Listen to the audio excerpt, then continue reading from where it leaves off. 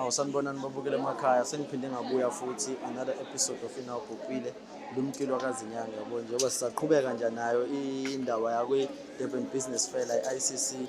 Namhlanje nginosisi wami la uThando. Njani? Ngiyaphila njani? Ngiyaphila nami. Bengisacela nje uyi-introduce nje for umuntu nje ongakwazi. Okay, sanibonani, igama lami nguNoluthando Chisane. I'm the founder of UThando Glow Skincare. Ngithola endaweni ekuthiwa iKandengezi. iKandengezi. Okay, no, iqale nini company yakho? Okay, so sino-2 years manje.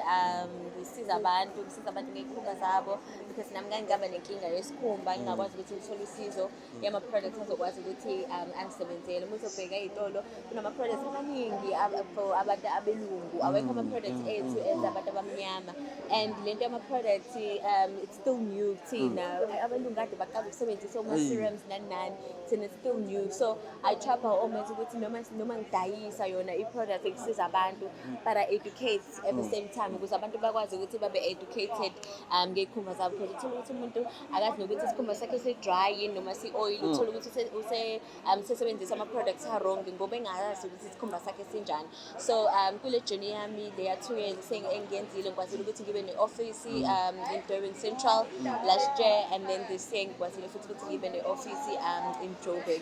So really abantu basizakala because kube kuthiwa abasizakali ngabe I'm still on the ground. So njengokubona silana kwi-Durban Business Fair, the business is growing very well. Hayi liyakhula futhi. Yabo ngaphela nayo ngaphela yabo uma ukuthi uyibheka nangaleyo ndlela ukuthi umuntu ufanele kabone ngoweskin yabo. Mina nje wamina ngiyazi ngathi skin sami ngathi vele nje umuntu especially sithanda sonke imali, but akusizi ukuthi umuntu umdayisele into engeke izimsebenzele. You know, mina I believe in reviews. Ngithi mina ngiyawadayisa ama-reviews because ama-reviews iwona ngikhulumelayo, iwona akhulumela ama-products. Kube kuthiwa ama-reviews akekho, then who will know ukuthi i-product iyasebenza ngempela. So ke manje ke nje kusona ke le space ke njoba nje uphusha yona i-product, imaphi mhlawumbe ama-challenges oke wabhekana nawo nje and wa-overcome kanjani ngoba phela it's not easy about running a business, especially as umuntu wesimame, because we know ukuthi women have been like previously disadvantaged into eningi when it comes to the industry. Okay, so one of the challenges engibhekane nabo was when I was still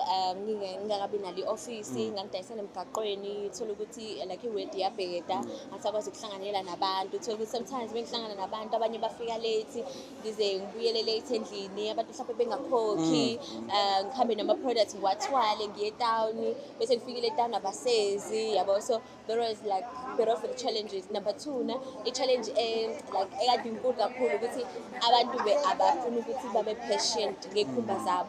Umuntu ufise ngathi yena uma ethenga i-products ngo-Monday singamsebenzela ngo-Sunday, so even singamsebenzela wathi uthe nje wena the product will work for you, manje uthini manje, will work for me manje uthini manje. So ngiyazama ngayo yonke indlela ukuthi ngibe calm because phela ama-personalities abantu awafani, you know, so ama-challenges wona khona, but siyazama ngayo yonke indlela ukuthi and phela South Africa vele sabantu abathanda into ey'sheshayo. Makhona nje iqiniso umuntu even into eyenzeka manje kuseni siyabheda lezi zinto ey'sheshayo because uthola yabo manje abantu bashile ebusweni, bashisa cream, you know, so kuyabheda impela. So ufuna uthole ama-products that are very natural azokwazi ukuthi ahambisane nesikhumba sakhe, especially thina abantu abamnyama. Thina sidinga nje into ezokwazi ukuthi moisturize kahle isikhumba sakho, zihlezi thina si-dry yabo.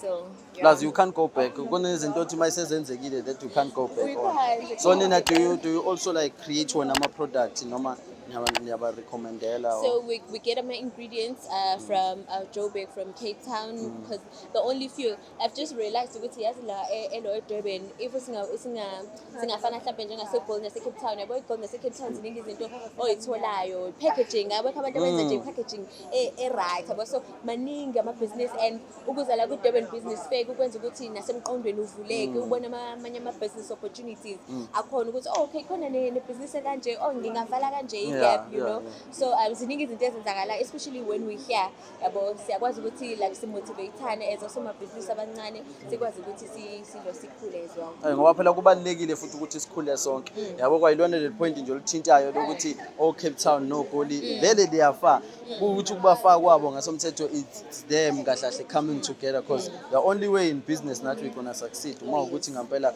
we understand the value of like working with one another and making sure ukuthi umuntu ngampela omdingayo uyamsondeza eduze kwakho yabo, uyamsondeza. So ke manje kumuntu mhlawumbe ofunayo ukuthi abe order mhlawumbe noma nje a-consult with wena, bangakuthola kuphi? Ngicela nje banika ama-social media, inamba mhlawumbe abangayithinta.